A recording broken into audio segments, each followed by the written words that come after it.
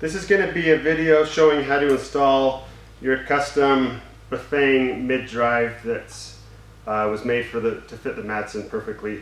It comes with the Bafang BBSO2, the battery tray, your crank should already be on the motor when you received it. I'm going to go through this step-by-step process. There's instructions either in your box or you can download them off of our site. There should be a link in this video.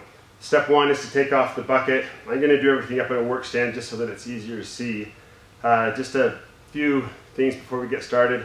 I've done this many times. I've also already gone through and loosened a lot of the bolts just to make it really smooth, and I would suggest be ready to take your time and make sure that you do each step correctly.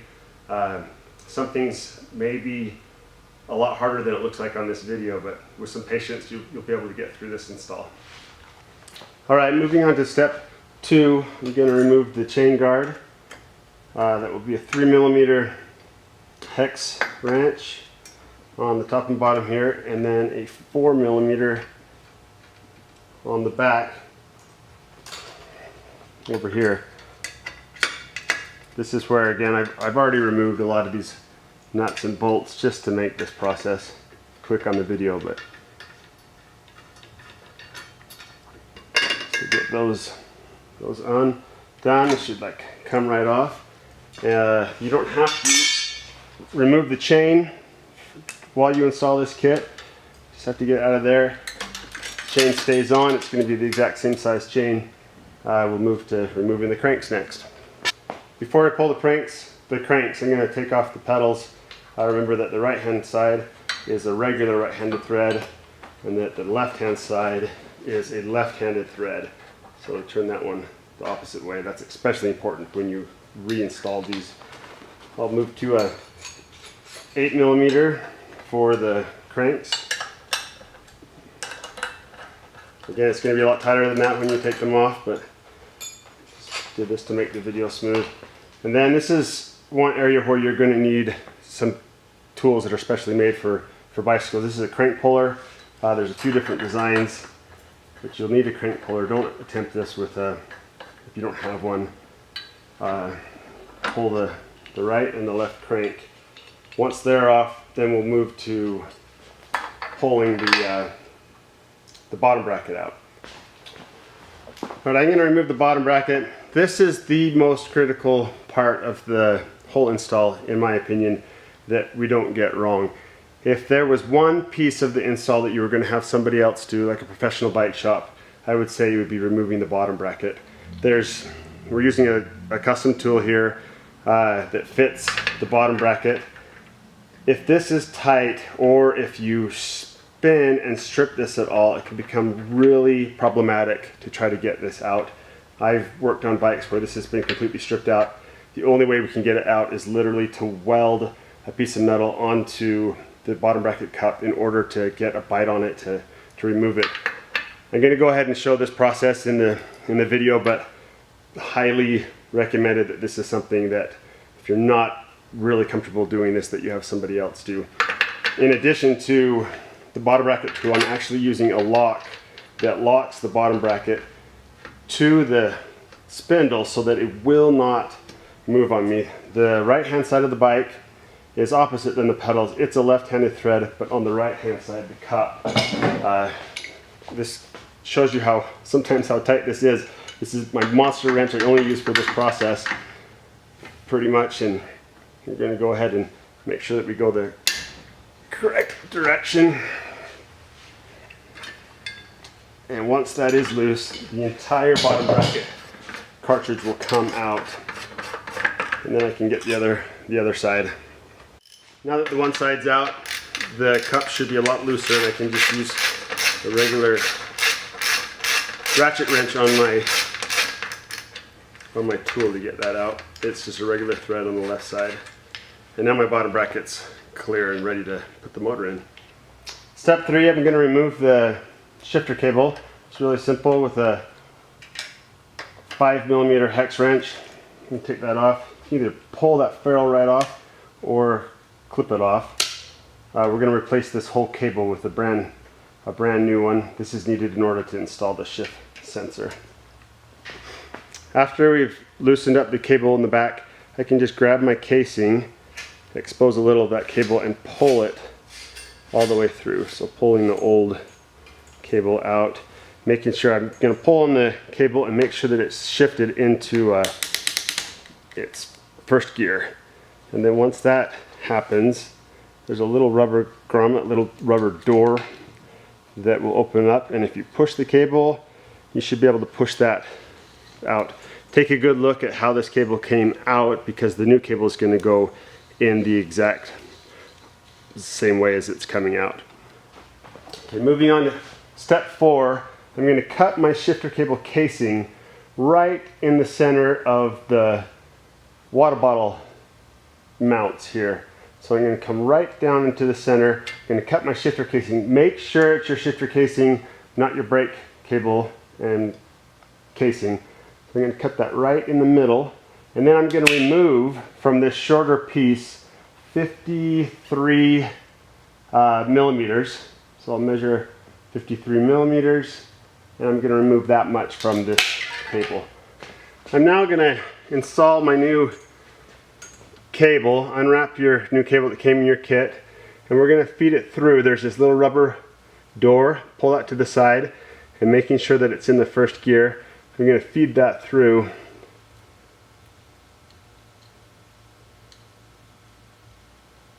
Taking my time to make sure I get it in there, and then pull that all the way through, making sure it doesn't collide with the door or anything. I always like to pull a little, put some tension on there, making sure that it's all the way seated in the little spot that that head goes into. In one of the bags of your kit came your gear shifting sensor and 2 ferrules, cable end ferrules. Thread one of those after you've pulled the cable all the way through. Thread one of the cable ferrules onto your cable, and then we're going to thread the cable into the shift sensor, making sure that the wire that's coming out of the shift sensor is facing towards your handlebars. Push that through and pull the cable all the way through. Get the ferrule inside there, make sure the ferrule lines up. Take the small piece that we cut the 53 or 52 millimeters off of the casing, put your ferrule on first, and then thread this through that small piece of casing.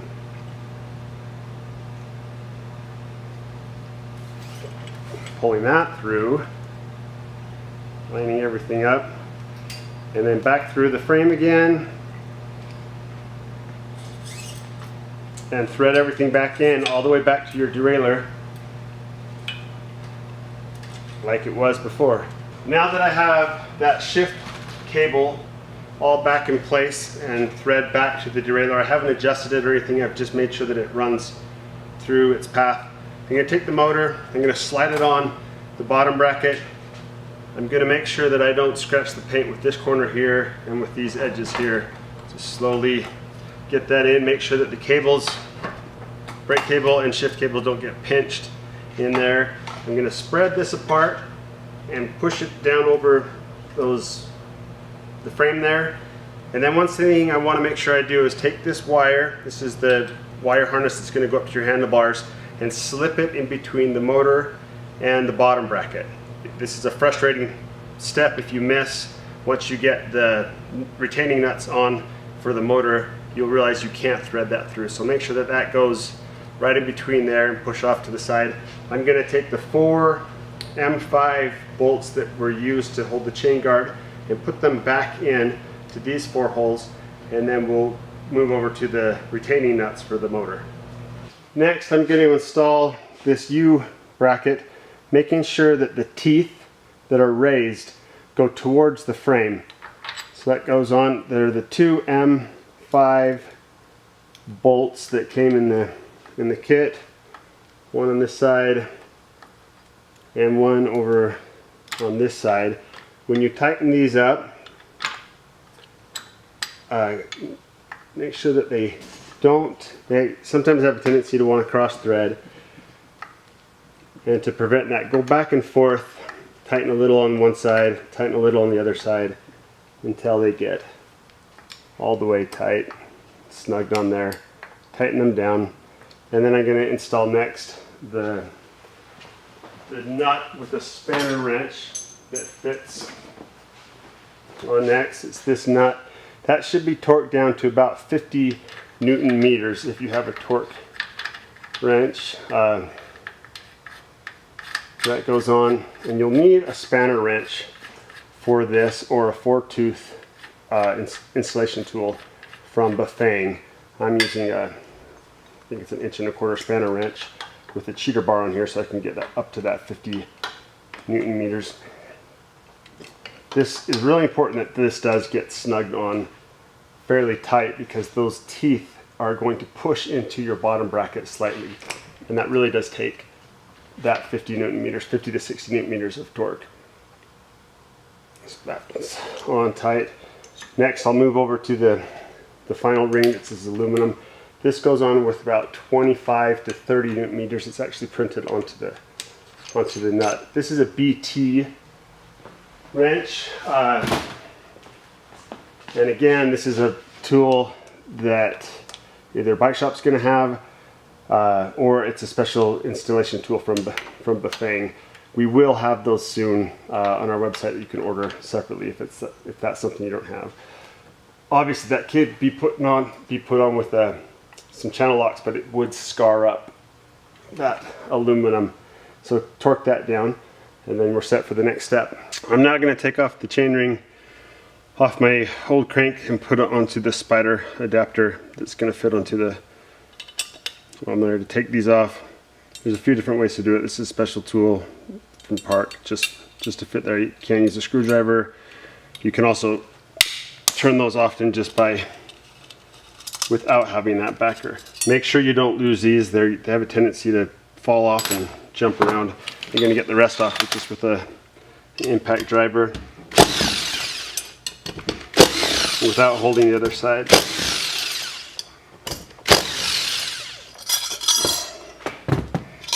So when this gets installed, make sure that this has a front side and a back side. This is the back side, it's the front side. Put the spider gear right on top, and then go ahead and reinstall these. Put them all in first before you crank them all the way down, and then go in and tighten them all the way up, and go all the way around 5 times. Okay, next step, I'm going to install that chainring back onto the motor with the 5 M5 bolts that are black, and I'm going to go through alternating tightening these up. I'm just putting them on loosely right now, and then once they're on, I'll go in a star pattern to tighten those. I'll show you how that should be done. I'll also put the chain on at this point just so that that ring doesn't spin on you as you're trying to tighten these down. So now I'm going to tighten number 1, crank it down and go across to number 2, and then back across like I was drawing a star. 3, crank that down. 4,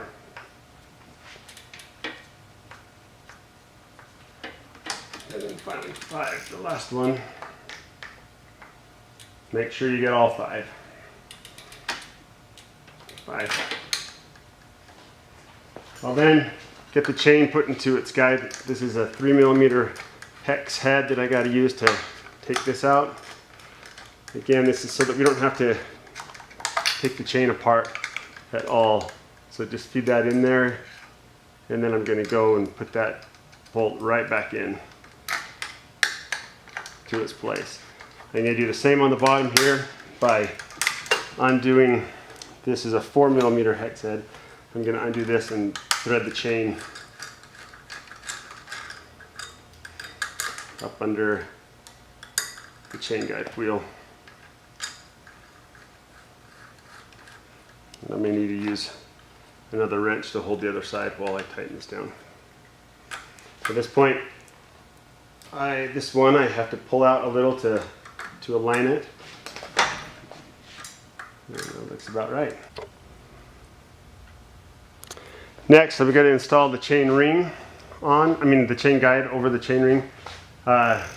This comes with some M5 bolts in your bag. There's also the bolts that you used that it was originally installed on, so you'll have some extra bolts. We send them just in case those threads got stripped out or something, so I'm going to go ahead and install that. I usually do these two ends first before I move over to this last one. And sometimes I need to twist the chain guard down a little to get that lined up. Once it's in and twisted up, then I can go back and I'll tighten all three of these down. So 1, 2, and 3. I'm going to install the left-handed crank arm using an 8mm hex wrench. Make sure that this is tightened down fairly well.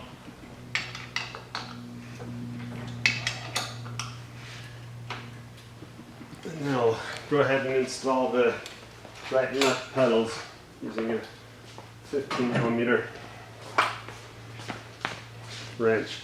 Again, on the end of the pedals that's marked L and an R, make sure that the left side, the non-drive side, goes on the left pedal is going on there.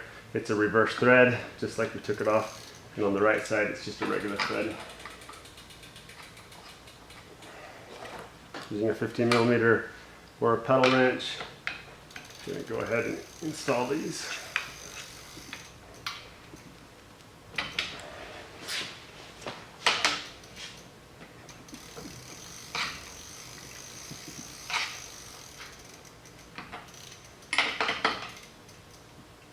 Alright, on to the next step. Okay, this next step is a little tricky to show in the camera, but I'll do my best here. We want to clean off the frame really good on this chainstay. And then I'm going to take the sensor, the speed sensor that came in the kit, in the bag, and I'm going to install it like this. There's a small little screw that came with this also. I'm going to go ahead and insert this all the way, and then I'm going to tighten up this screw right now. We'll be moving it. Then I need to peel off this adhesive backing, and then right where the chainstay comes and bends is where I'm going to install this sensor. The adhesive is just to stop it from rotating once you get your zip ties on there that came in the kit. With your kit came some zip ties, and I'll use those zip ties now to attach the speed sensor to the frame. The adhesive is just there to prevent the speed sensor from rotating. The zip ties are what is going to really hold it in place. With those zip ties in place now, I'm going to take the speed sensor cable that's coming out of the back of the battery bracket. It's going to basically go on top of the frame and then come down here. There's a D shape on there, so it only goes on one way. Make sure that lines up right. And then there's this barrel nut that goes on, and just tighten that up by hand. Next, I'm going to install the magnet that was in the kit. I want to make sure that it goes on a spoke that is going to be accessible from the other side with a screwdriver. So I put that magnet on like this, and I want this magnet, before I crank it down with the screwdriver, to be lined up right in line with the speed sensor. There's a small round sensor, and then this is where having this screw accessible, I loosen that screw, not all the way or else it's going to fall out, and this will slide back and forth. I want that as pretty much right up against it right now, and then I'll take a large flathead screwdriver and tighten this magnet up after it's lined up just right. Really want to torque down on this, well, not too much obviously, but we don't want this moving around. And I'm going to double check it again. There should be about 2 millimeters of clearance in between the magnet and the speed sensor. Once I get that, I'm going to tighten up that little screw the rest of the way. You'll be able to tell if you got that space right or close enough once your display is turned on. But we'll say that we got it right now. And again, I'm going to take the rest of the zip ties I have, and I'm going to zip tie down my wire from that speed sensor, cranking it up. I'm going to use some extra zip ties here because I don't want that wire at all to interfere with my brakes or to come loose and get into my wheel. So I'll put one, I'll pull the wire up on top here, 2, 3, and I'm going to work my way from here back towards the junction box. And the reason I'm doing that is so that once I get here, if there's any extra cable or if I don't have enough cable, I can push it back up inside. If you don't have enough cable, this actually can pull. There's a big loop inside here, and you can get yourself enough cable to get around. When you do get to this point, make sure that you're not grabbing any of your shifter cable, your brake cable with the zip ties. But I'm just gonna keep going forward and get this all zip tied down really well. For this next step, I'm going to undo some of my cable management guides here. If you have a rack, it's going to be the same process. You just be loosening your rack instead of these. I'm going to take the cable for both the brake and the shifter out of this guide. On your 4 plugs that are coming up, you have 2 that are yellow that are the same, 1 yellow that isn't the same, and then 1 green. The one of the 2 yellows that's the same is going to backtrack and stay back, and then this junction will be right in the middle. So I'm going to put this back together. I'm going to go ahead and leave these just a little loose until I'm all done, in case I need to move these around a little bit. Now I'm going to have these 3, they're all going to come up in the middle here, all 3 of them. The one that's backtracked here, I'm going to plug that into my shift sensor that came up. There's a small arrow on the plug. There's also an arrow on this side. It's not white, but it's there. There's also a small tooth on the plug that lines up with the small tooth there. So be very careful. Make sure that when these do get plugged together, that they're not interfering at all. You can bend those little wires that plug together, so as long as everything lines up and it's smooth, I for sure would say take your time doing that. All right, we got to take out the brake levers and take off the grips. In order to take the brake levers off, you line up this slot where the brakes come out, and then I can take off my cables that way. Do the same on the other side. Twist these till they line up, and then just pull them out. In order to get the grips off, I normally would use compressed air, but since not everyone has compressed air, I'm going to show another way. Go ahead and pull the cap out, and then take a screwdriver, something. I'm using this one because it has kind of a soft end. I'm going to work it in here a little, and then I'm going to spray a little water down inside there. Once it's all the way around, the water really helps it go in there. Then I can slide my grip right off. So go ahead and do that on both sides.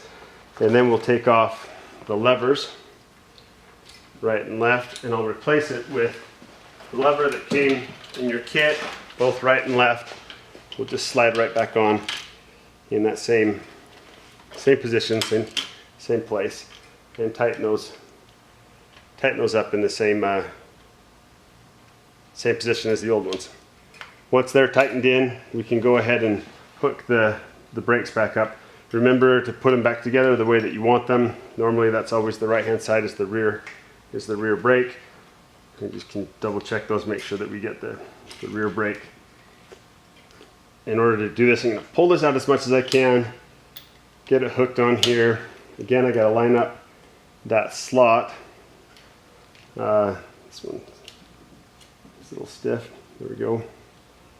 And this isn't always the easiest. There's a small trick. I'll pull the lever to stretch it, and then I'll jump it over so that it can get in there. Go ahead and do that on both sides. And then we've got the kill switch that goes on both levers, and we'll use the Y adapter that comes in the kit that splits. So I'm going to go to there's only one that's coming up. That's why we use this Y adapter. Make sure that tooth lines up just right. And now I can go ahead and plug these in. Well, both sides done, so plug the other side in. I'll do that off camera. So now that I've got both levers installed and plugged in, I've put the grips back on. A great way to put the grips back on is either with some rubbing alcohol or with some Windex, just so that that moisture that's in there will evaporate really quick so your grips won't be twisting around all the time. I'm going to take the display, it's just a Phillips screwdriver, undo the one bolt at the top and snap that back on, installing the little nut on the back and the bolt back in there, the screw back in there. Every once in a while this will spin on your handlebars, and you'll have to put a piece of tape, either a piece of masking tape or electrical tape, around your handlebars to prevent it from spinning. I like to make sure that it's just parallel in there, and this will be readjusted once you sit on your bike. And you may want to spin it forward or backwards. This is your green connection that needs to go in here. Plug that in, and then you'll be installing the thumb switch up on this side. You'll find that you're going to be doing a lot of wire management during this installation. I've done this so many times, I know exactly where I should be routing each wire in order to clean it up. But once it's all in there, there's enough zip ties that you can get this all tucked up. I'll undo these two bolts, stick it on, and tighten that up. This last plug that's still here is for an optional throttle, a thumb throttle. The kit doesn't come with it. I don't use it. It's not legal in all states, so that's something additional. If you want to buy it, you can. I like to zip tie it onto the brake switch just to keep it out of the way before I start zip tying all my other cables down. So once that's in, I'll put one more. These zip ties that you put around here, don't pull them all the way tight. Your cables need to be able to move around so that they don't pinch up. So I leave this like a loop. Okay, the next thing I'm going to do is a lot of cable management. I'm going to start by zip tying both the gear sensor and the wire harness, the main wire harness, with a large zip tie, and then I'm going to use these really small ones that came in your kit to go through and start zip tying the rest of it. I'm going to be hooking onto just one cable, either the brake or the shifter. Right now I'm just going to be grabbing onto the shifter and progressively work my way down, taking my time to make sure that I really hide this cable up as much as I can. Once I get all the way down, I usually put 3 cables in between each brazed on cable guide. So I would put one here, one in the middle. I'm going to get all the way down to this point, and I'm going to end up with a loop here with a lot of extra cable. So I'm going to just skip those middle zip ties just so I can show you what I'm talking about.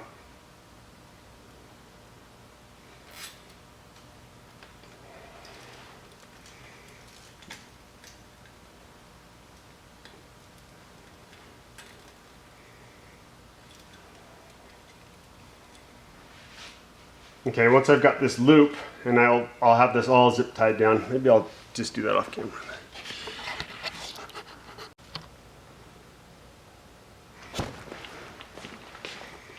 Now that I've got all those zip ties all around the cable, I do end up with this loop. And what I end up doing is making a loop and tucking it up underneath the bottom bracket, and then finishing it off with a large zip tie to go in that final spot to hold that in there so it never comes out. It's a little awkward to show in the video here, but just like that. And then I go back and trim all the zip ties. At this point we need to adjust the derailleur and adjust our shifting. I'm not going to show that on the video. There's a lot of videos that show how the best way to adjust your shifting. And then we're put the bucket back on, and your battery will just slip into place and you're ready to try things out. Now that I have the gears adjusted and the bucket back installed, I'm going to install the battery. The battery bracket should be right in the most common place. There are a few variations of different bicycles, different MADSEN models, depending what year you have. You may need to slide this bracket forward or back. If that's the case, it's just a 3mm Allen wrench. Loosen these 2 bolts and this will slide back and forth. The key should be in the very back position so that your pedal won't hit it on accident and break the key. So all it's going to do is just go on top of that, slide back, and then to lock it in place, you turn that key. Your battery's now installed and we can check out to see if things are working. You're going to hold down the power button on the handlebar for 3 seconds. And we're good to go. We've now got an electric MADSEN.